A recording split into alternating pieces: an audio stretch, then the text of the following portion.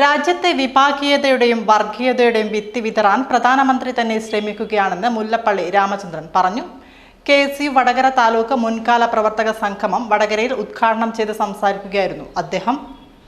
ജനങ്ങളെ സംശയമുനയിൽ നിർത്തുന്ന രീതിയിലുള്ള വോട്ടർ പട്ടിക പുതുക്കൽ പ്രക്രിയ രാജ്യത്തിന് അപമാനകരമാണെന്നും മുൻ KPCC പ്രസിഡന്റ് മുല്ലപ്പള്ളി രാമചന്ദ്രൻ പറഞ്ഞു.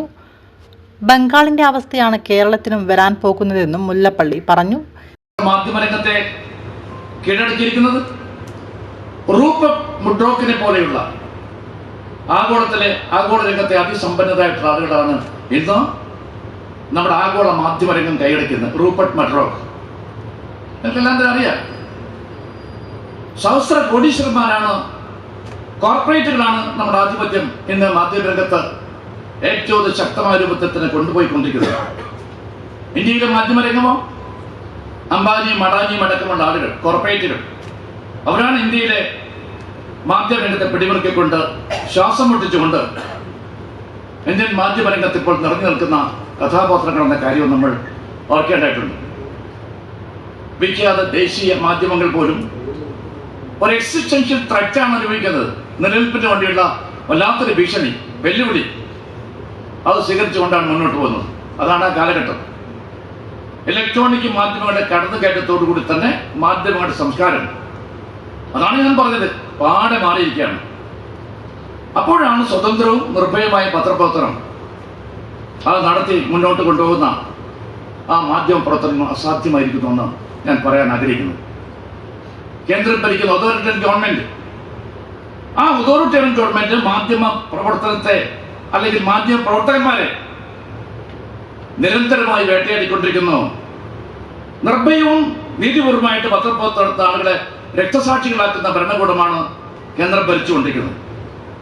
മാധ്യമ വിമർശനങ്ങളെ സുസ്മേരബോധനായിട്ട് നേരിട്ടൊരു മഹാൻ ഉണ്ടായിരുന്നു ഇന്ത്യ രാജ്യത്ത്. ഇന്ത്യയുടെ ഒന്നാമത്തെ പ്രധാനമന്ത്രി പണ്ഡിറ്റ് ജവഹർലാൽ നെഹ്റു. ഒരിക്കലും നമുക്ക് വിസ്മരിക്കാൻ സാധിക്കാത്ത ഒരു വലിയ മനുഷ്യനായിരുന്നു പണ്ഡിറ്റ് ജവഹർലാൽ നെഹ്റു എന്ന കാര്യം നമ്മൾ മനസ്സിൽ വയ്ക്കണം. ആ കാലത്തെ വിഖ്യാത കാർട്ടൂണിസ്റ്റ് നിങ്ങൾക്കെല്ലാം തന്നെ ശങ്കർ. ആ ശങ്കറിന്റെ വിഖ്യാതമായ കാർട്ടൂണുകളിലൂടെ അധികാര സ്ഥാനത്തിരിക്കുന്ന ആളുകളെ മുഴുവൻ അസ്വസ്ഥമാക്കിയ ഒരു കാലഘട്ടമുണ്ടായിരുന്നു, സ്വാതന്ത്ര്യ ലബ്ധിക്ക് ശേഷമുള്ള കാലഘട്ടം. ആ കാലത്ത് മഹാനായ പണ്ഡിറ്റ് ജവഹർലാൽ നെഹ്റു സാക്ഷാൽ ശങ്കറിനെ വിളിച്ചുകൊണ്ട് പറഞ്ഞു, ശങ്കർ, ഡോണ്ട് സ്പെയർ മീ. എല്ലാവരെയും വിമർശിക്കാറുണ്ട്, എന്നെ വിമർശിക്കുന്ന കാര്യത്തിൽ ഒരു മടിയും വേണ്ട, എന്നെയും വിമർശിക്കണമെന്ന് പറഞ്ഞ മഹാനായ പണ്ഡിറ്റ് ജവഹർലാൽ നെഹ്റു നിങ്ങൾ ഓർക്കണമെന്നാണ് എനിക്ക് പറയാനുള്ളത്. ഇപ്പോൾ ഇന്ത്യ രാജ്യത്തെ അവസ്ഥ ഇതാണ്. ലോക മാധ്യമ സൂചികയിൽ ഇന്ത്യയുടെ സ്ഥാനം 151 സ്ഥാനത്താണ്. അവിടെയാണ് മാധ്യമ സ്വാതന്ത്ര്യം ഇന്ത്യയിൽ എത്തിയിരിക്കുന്നത്. ആ മാധ്യമ സ്വാതന്ത്ര്യത്തിന് എന്നേക്കുമായി നമ്മുടെ രാജ്യം കഴിഞ്ഞ 11 വർഷക്കാലമായിട്ട് വിട പറഞ്ഞിരിക്കുകയാണ്. ഇതാണ് സ്ഥിതി. ഈ കാര്യങ്ങളെ കുറച്ചൊക്കെ ഗൗരവപൂർവ്വം മാധ്യമത്തെക്കുറിച്ച് നമ്മൾ ചിന്തിക്കുമ്പോൾ നമ്മൾ വിലയിരുത്താൻ തയ്യാറാകണമെന്നാണ് എനിക്ക് പറയാനുള്ളത്.